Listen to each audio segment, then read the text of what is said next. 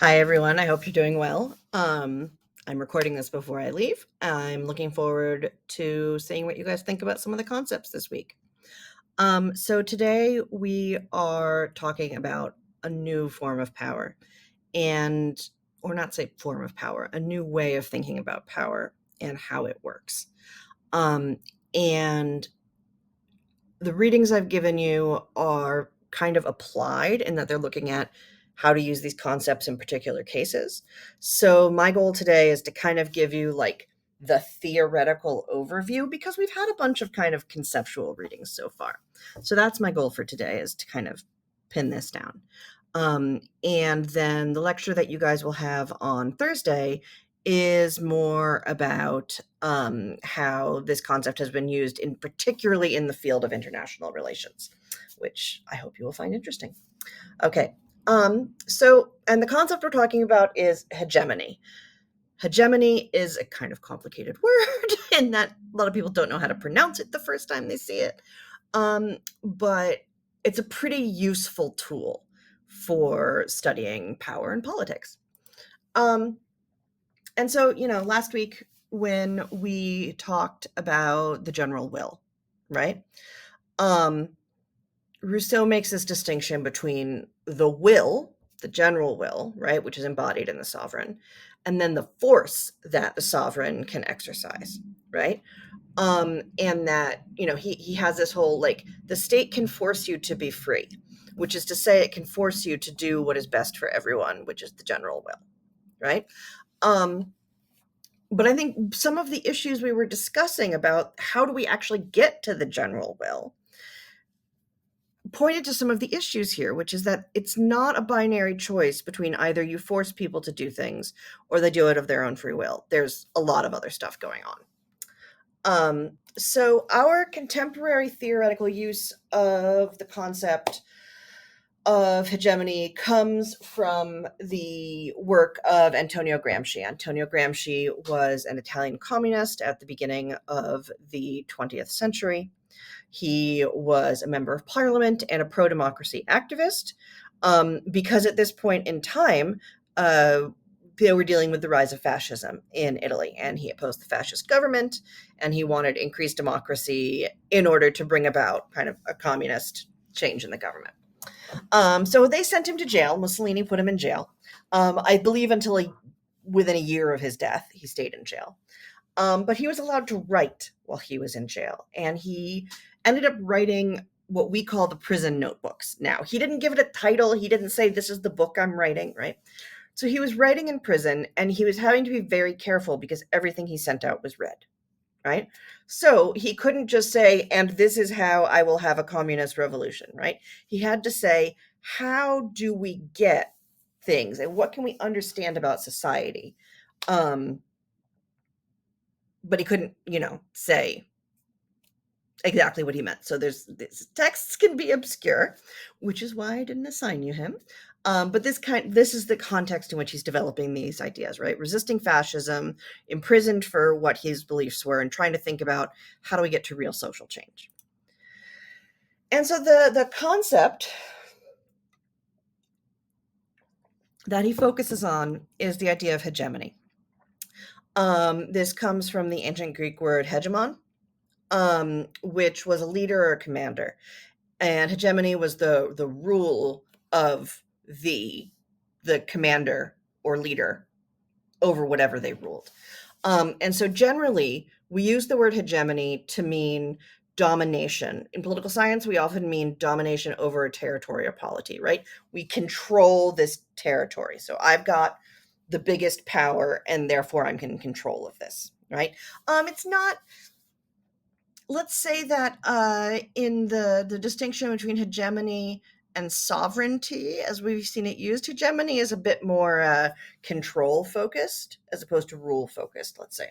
We're going to talk more about that later on. And so, excuse me, Gramsci in particular emphasized the role of cultural hegemony, which was to say, power that is held in the realms of culture and ideology, the ideas about power, the ideas about what is good and right that people hold. exercises control over the people. So for those of you who may have read some Marx, there's this idea in Marxist theory of false consciousness, right? Which is where the workers have been convinced to do things against their own interest. That obviously it's in their interest to do X, but they've been convinced to go along with what their bosses want, right? And so there's this idea of you've got false consciousness of your situation. You need to be educated to change it.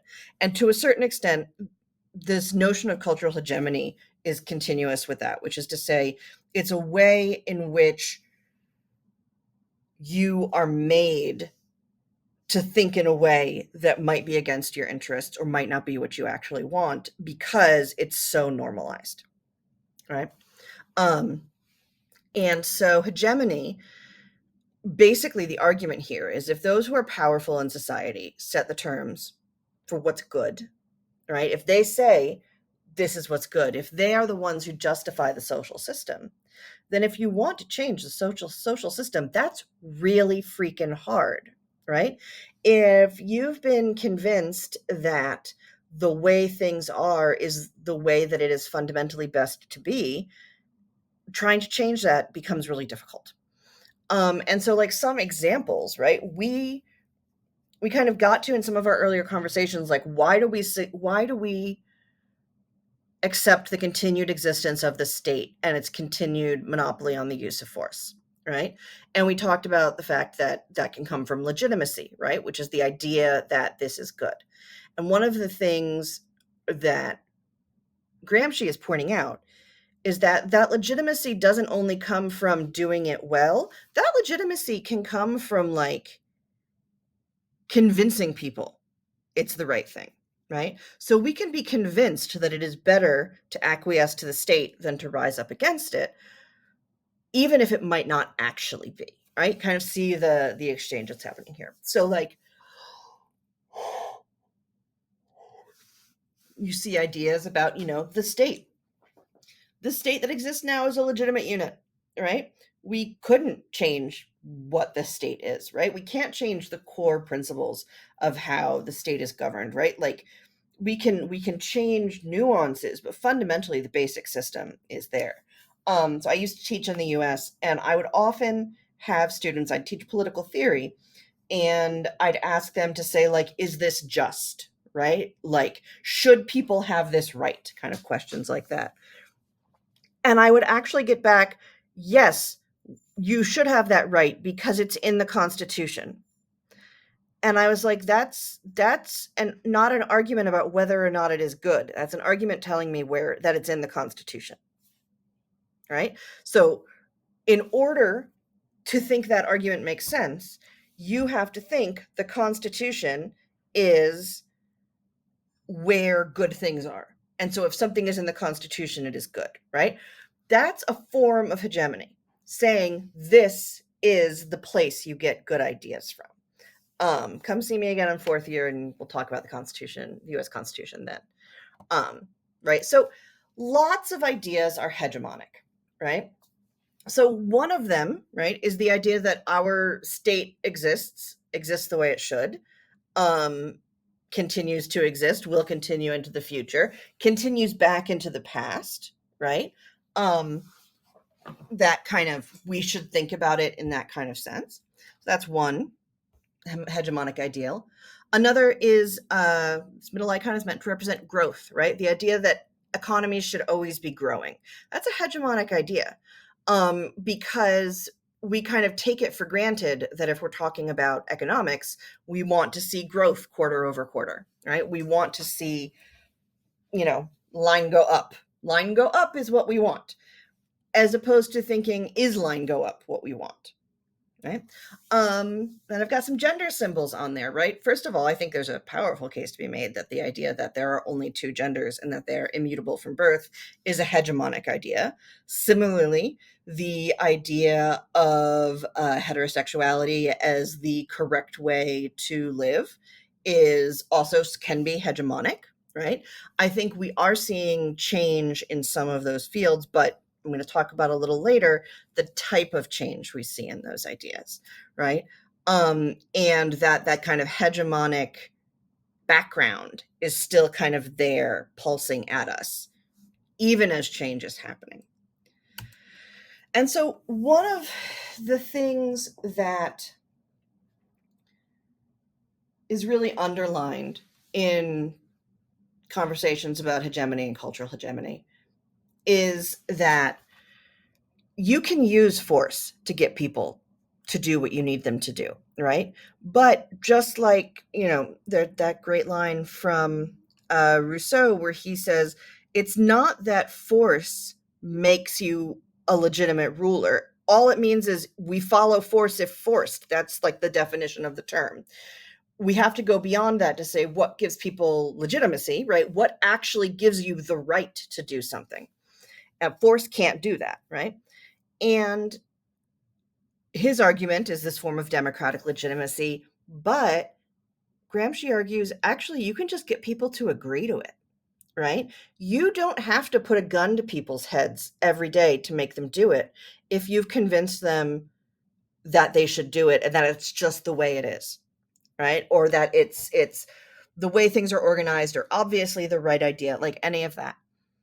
If you can convince people to agree with you, then you're continuing to get their consent to be governed, even if you're oppressing them, right? Think about the idea where, let's say, different people have different ideas about how to go about a certain policy. And a powerful elite group says, our options are A or B. Say the political parties in that country say, we can take policy A or policy B. Which of these should we do? And then like people debate and pick between policy A and policy B. But that doesn't let people say, oh, there could be C, D, E, F, G, right? Not every idea has been presented, but we've been presented with these are the only ideas that could work, right? And trying to move beyond that doesn't really make sense, right? And so this is partially about how we are restrained in our vocabularies and our conceptualizations of what we're allowed to do in politics. And so he has this idea of a passive revolution. I think this connects to other concepts around co-optation, right? How you co-opt demands against the state. But basically, it's when you can recognize that the elite's hegemonic hold is starting to shrink, and then you say like, oh, so I guess we should change things, but you don't actually change who's in charge, right? You give a concession, you make certain acknowledgments, you do certain power sharing, and then the people who were pushing back consent to it, right? And we get back in the situation where you no longer need to coerce them. You can get them to consent if you offer them the right kind of incentives, right? So, this can be a little controversial, but there's been a lot of debate over land acknowledgements and what land acknowledgements do. And I myself am of the opinion that land acknowledgements are a part of a process of trying to co-opt indigenous demands for sovereignty.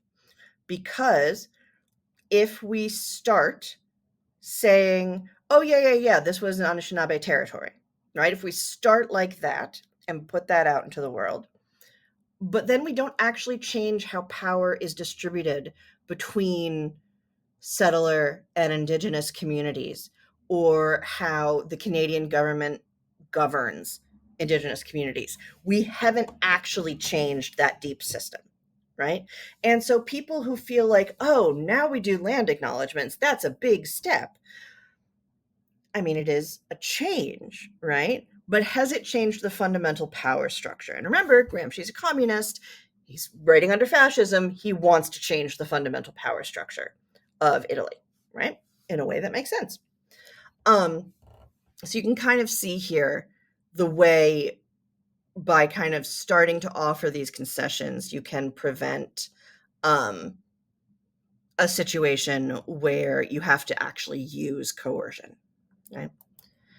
Um, and then this is a concept of, these are two of the concepts that come from the Hirata reading. Um, and I think they're actually both useful. The third one I don't want to get into. These are the ones we should deal with right now, right? And it's the difference between detached and dominative hegemony, right? So detached hegemony is when the hegemon is able to adapt, right? It's able to, like, it's challenged, it's weakened, but instead of actually being overthrown or changed, it kind of manages to adapt and build back up. It goes through this passive revolution process and then reasserts its hegemony. And then there's dominative hegemony, which is where the hegemon starts to recognize its instability and starts pushing on people, on whoever it's trying to exercise hegemony over, to ensure that the hegemony continues to exist, right? So if you get a situation, right, let's talk about changing norms around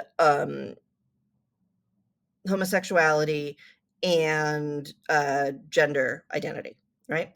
So detached hegemony would say, okay, this norm of universal heterosexual coupling and universal attachment to sex assigned at birth is starting to collapse. We need to start building something up in order to uh, keep the fundamental underpinnings of the system that keeps a certain type of person in power going, but we need to start adapting. And so you get a movement where what's called in queer theory homonormativity, right? There now then becomes a correct form of being a member of the LGBT community, right? Which is to say that you are interested in having a nuclear family that just is organized with partners of the same sex, right? So it's okay to be gay as long as you kind of fit this mold. Or this is where you get the kind of dominance and like pressure of the I was born this way, I always knew I was a girl slash boy narratives, where binary trans people are asked to like demonstrate that it's just, there's something wrong with me. I really should belong to this category. And so, like, you're just correcting a mistake. You're not kind of acknowledging that the system is broken, right?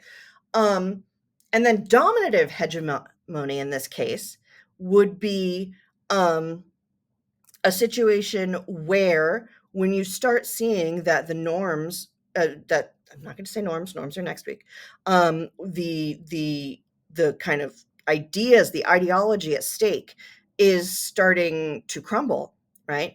That's when you start using force to impose it, right? You start saying you can only access transition care if you can tell this exact story. Or alternately, we actually don't think you can change gender, so therefore we're going to stop you from doing it, right? We're going to take away your medical care. We're going to take away your ability to change sex on documents, right? Or, we don't actually think your relationships are equivalent to the type we need, so therefore we're going to like continue to suppress them and keep them from being seen in the public eye, right? So in both of these cases, the ideas of heteronormativity and cisnormativity exist. They are still dominant features of the cultural landscape, but the way they adapt to changes doesn't make them go away, right? And this is kind of the biggest thing, is just because you've changed exactly how things work doesn't mean you've changed the underlying power structures. It allows something to sweep back in and kind of do a different way of going about it. In some ways, this is a response to how hard it is to create social change, right? How come these cultural ideas are so sticky and we can't get over them? Well, they're so sticky because there's a force of power at work, and that force of power is called hegemony. All right, these are my conceptual notes for this week. I will look forward to seeing emails from you and getting comments from you guys about what you do in class. and I will see you later.